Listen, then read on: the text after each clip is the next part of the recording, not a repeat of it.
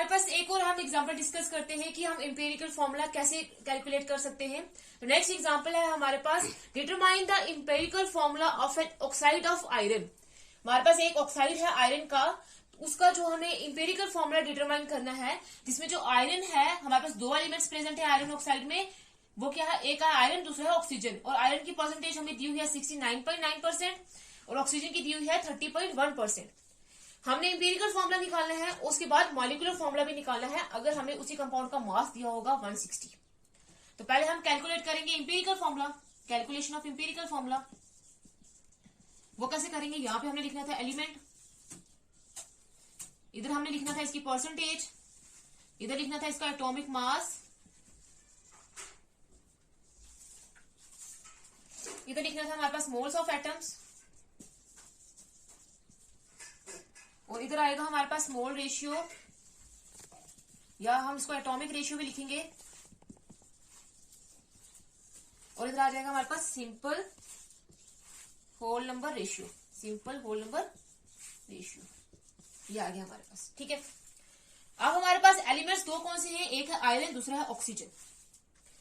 Iron की percentage कितनी दी हुई है, आयरन की परसेंटेज हमने कितनी दी हुई है 69.9 और ऑक्सीजन की दी हुई है 30.1, या की परसेंटेज। एक आयरन एटम का हमारे पास एटॉमिक मास होता है 56 और एक ऑक्सीजन का होता है 16। ठीक है, तो अब जो है हमें फर्स्ट स्टेप फॉलो करना है। फर्स्ट स्टेप क्या था, हमें मोल्स ऑफ एटम्स निकालने हैं, जो हम कैसे निकाल सकते हैं, जब हम परसेंटेज को डिवाइड करेंगे एटॉमिक मास से, तो परसेंटेज को डिवाइड करेंगे एटॉमिक मास से, तो 69.9 को डिवाइड करेंगे 56 से, तो हमारे पास आ जाएगा 1.25। तो मोल्स ऑफ आयरन एटम कितने निकले, 1.25। मोल्स ऑफ ऑक्सीजन एटम कितने होंगे, परसेंटेज को हम डिवाइड कर देंगे किससे, मोल से, तो आ जाएगा एटॉमिक मास से, तो आ जाएगा हमारे पास क्या 1.88। तो अब जो है कितने मोल्स निकले ऑक्सीजन एटम के, 1.88। ये था हमारे पास फर्स्ट स्टेप। अब हमें सेकंड स्टेप क्या करना है, सेकंड स्टेप हमें ये करना था, हमने देखना है कि इनमें से लोवेस्ट वैल्यू कौन सी है। तो 1.25 में से और 1.88 में से लोवेस्ट वैल्यू जो है वो 1.25 है। अब हमने क्या करना है, उस वैल्यू से डिवाइड कर देना है और हमें क्या मिल जाएगा, मोल रेशियो मिल जाएगा, सिंपलेस्ट रेशियो मिल जाएगा हमें। तो हम क्या करेंगे, 1.25 को भी डिवाइड करेंगे 1.25 से, तो आ जाएगा 1, और 1.88 को भी डिवाइड करेंगे 1.25 से, और हमारे पास क्या आ जाएगा 1.50, ये आ गया। ठीक है, अब ये अगर हमारे पास ये भी whole number, simple whole number होता तो यहां तक हमारा खत्म था, लेकिन अब ये जो है आंसर वो पॉइंट में आया हुआ है, तो अब हम इसको चेंज करेंगे, इसको भी नियरेस्ट होल नंबर के पास लेकर जाएंगे, और जिसके लिए हमें एक सूटेबल इंटीरियर से भी मल्टीप्लाई कर सकते हैं, लेकिन अगर जिस इंटीरियर से हम इसको मल्टीप्लाई करेंगे उसी से हमें इसको भी मल्टीप्लाई करना पड़ेगा। तो 1.5 को अगर हम 1 से मल्टीप्लाई करेंगे तो दोबारा से 1.5 ही आएगा।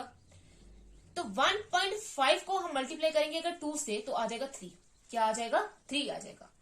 अब ये 3 आ गया, अब ये 3 हमारे पास सिंपल होल नंबर है, तो अब 3 इसको 2 से मल्टीप्लाई किया तो इसको भी 2 से मल्टीप्लाई करना पड़ेगा, तो ये आ गया 2। तो अब जो है हमारे पास सिंपल होल नंबर रेशियो आ गया 2 और 3, मतलब आयरन और ऑक्सीजन का रेशियो कितना निकला हमारे पास 2:3। ठीक है, अब जो है लास्ट स्टेप क्या था, हमने जो एलिमेंट्स हमें दिए हुए हैं हमने उनका सिंबल लिखना है। तो ये हो गया आयरन, ये हो गया ऑक्सीजन।